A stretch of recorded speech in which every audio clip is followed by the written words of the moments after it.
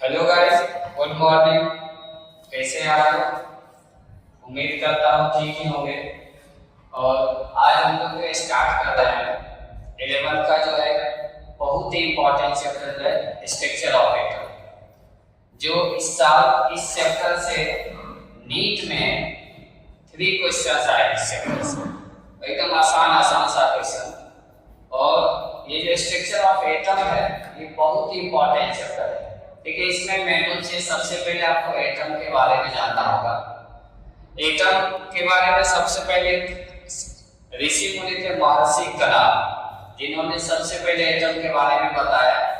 उसके बाद ये जो है इसमें अलग अलग साइंटिस्ट इसके बारे में जानकारी दिए। जो सबसे पहले और एक आप उसको बोल सकते हो जॉन डाल्टन नामक एक साइंटिस्ट ने इसके बारे में बताया। क्या बताया कि सबसे पहले कि एटम जो है एक वर्ड है एटोमियो। एटम जो है एक वर्ड एटोमियो से बना है। किससे बना है? एटोमियो से बना है। जॉन डाल्टन देख रहे हैं आप लोग, डाल्टन एटॉमिक थ्योरी के नाम से भी जाना जाता है। एक वर्ड जो है एटोमियो से बना है जिसका मीनिंग होता है अनकटेबल और नॉन डिविजिबल।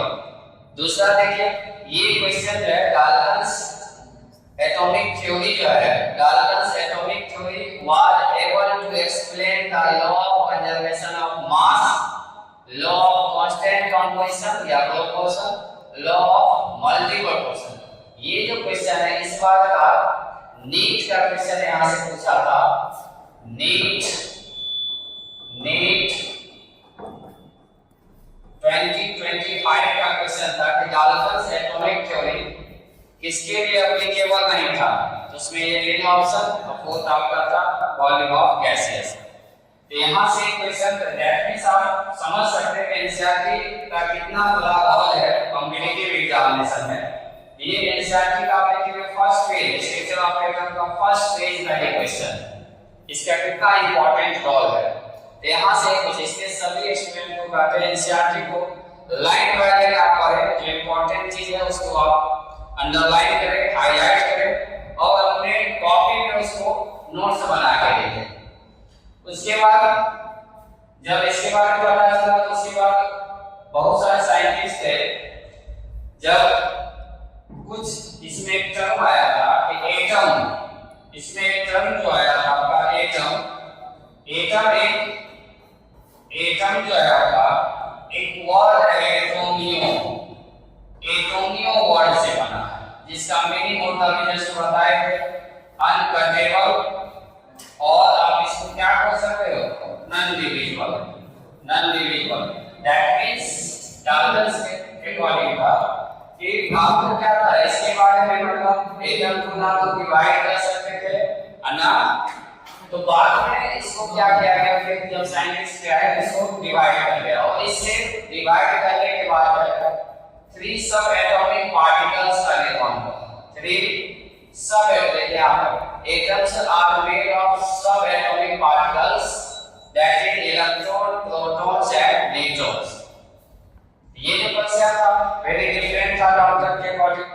उन्होंने बताया डिवाइड होगा, लेकिन ये डिवाइड हो गया। तो यहां से क्वेश्चन आपको पूछ सकता है कि एटम कितने सब एटॉमिक पार्टिकल्स बन सकता है? तो 3, proton, electron, proton and neutron. जब इसके बारे में जानकारी मिला फिर जाके साइंटिस्ट ने क्या बताया कि आखिर इलेक्ट्रॉन का डिस्कवरी कैसे हुआ, प्रोटॉन का डिस्कवरी कैसे हुआ, न्यूट्रॉन का डिस्कवरी कैसे हुआ। तो सबसे पहले फिर हम लोग जाने की डिस्कवरी ऑफ क्या है पार्टिकल्स कैसे हुआ। डिस्कवरी ऑफ पार्टिकल्स में जो आपका फंडामेंटल पार्टिकल्स था उसके बारे में इंफॉर्मेशन मिला। Discovery of particle electron, proton. तो सबसे पहला जो डिस्कवरी था discovery of electron. Discovery of electron in general आप ध्यान रखेंगे कि ये आपको कैथोड रे के द्वारा आपको ये डिस्कवर किया है। तो बहुत सारे साइंटिस्ट से आपको पूछा जाएगा इलेक्ट्रॉन का डिस्कवर किसने किया, मेरे थॉमसन जनरली रखा था। लेकिन इससे पहले बहुत सारे माइकल फैराडे हैं। इन 1830 में माइकल फैराडे ने ये डिस्कवरी ऑफ इलेक्ट्रॉन के बारे में अपना स्टेटमेंट दिया और देखिए क्या स्टेटमेंट था। सबसे पहले ये जो आप देख रहे हैं ये डिस्चार्ज ट्यूब है, ये डायग्राम। इस डिस्चार्ज ट्यूब में एक बैटरी, दो इलेक्ट्रोड कनेक्ट किया, एक वैक्यूम पंप उसमें जो उसमें एयर प्रेजेंट था उसको रखा। उसने क्या किया, इस डिस्चार्ज ट्यूब में लगभग 10,000 वोल्ट की इलेक्ट्रिक करंट अप्लाई किया और एनवेलप प्रेशर कितना 10,000 volt electric current at temperature तो 10 था और प्रेशर जो था बहुत ही कम प्रेशर पे इसको एग्जर्ट कर रहा है। देखा इसमें कुछ रे ट्रांसफर कर रहा है, कुछ रे ट्रांसफर कर रहा है। दैट मींस वो रे किधर से किधर, नेगेटिव इलेक्ट्रोड से पॉजिटिव इलेक्ट्रोड। तो नेगेटिव इलेक्ट्रोड से पॉजिटिव, दैट मींस ये जो रेफर किया नेगेटिव इलेक्ट्रोड, इसको रेफर किया इलेक्ट्रॉन। तो इससे हमको इलेक्ट्रॉन का डिस्कवर हो गया।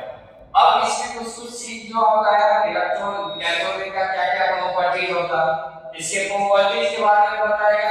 यह रेज होता है absence of electric and magnetic field में, ये आपको दिखेगा। देखिए यहाँ पे the cathode ray start from, ये पॉइंट है, the cathode ray start from cathode and move towards the anode. That means ये कैथोड से एनोड की तरफ मूव करता है। दूसरा इसमें ये these themselves are not visible, ये आपको जनरली विजिबल दिखेगा। मेन इसमें जो पॉइंट था, in the absence of electric and magnetic field these rays will travel in straight line। ये इलेक्ट्रिक और मैग्नेटिक फील्ड के absence में ये आपको स्ट्रेट लाइन में एक हाई वेलोसिटी के साथ ये वेलोसिटी करेगा। उसके बाद अगर presence of electric magnetic field रहेगा तो उस केस में ये इसके साथ ये कर देगा, नेगेटिव चार्ज पार्टिकल के साथ ये करेगा और वही कहा जाएगा आपका इलेक्ट्रॉन। इसके अलावा ये फोटोग्राफिक प्लेट को डैमेज भी कर सकता है, फोटोग्राफिक प्लेट को ये डैमेज भी कर सकता है। और यहां से कॉम्पिटिटिव क्वेश्चन पूछा हुआ है एनसीईआरटी से, ये रे जो है किस पे डिपेंड नहीं करता। The characteristic of cathode ray, that means ये क्या है इलेक्ट्रॉन, ये यहां ध्यान रखें, ये डिपेंड नहीं करता, do not depend upon the material of the electrodes and the nature of the gas present in cathode ray tube. ये बहुत इंपॉर्टेंट पॉइंट पूछा हुआ है क्वेश्चन है। ये दे सकता है कि कैथोड रे डिपेंड्स ऑन, उसमें आपको ये दिखाना कि ये डिपेंड किस पे नहीं करेगा, तो मटेरियल जो इलेक्ट्रोड का मटेरियल था और दूसरा उस डिस्चार्ज ट्यूब में कौन सा गैस प्रेजेंट था, इस पे डिपेंड नहीं था। उसके अलावा आपको इसमें जो है इलेक्ट्रॉन प्रोटॉन न्यूट्रॉन का आपको मास, कुछ चीज आपको ध्यान रखना जो न्यूमेरिकल में आपको यूज आएगा। सबसे पहले चार्ज क्या होता है उसको बताया गया था कि जो इलेक्ट्रॉन का जो चार्ज होता है वो कितना होता है पता है होगा 1.6 into 1 माइनस लगा देंगे 1.6 into 10 पावर माइनस 19 कूलम इसका चार्ज होता है।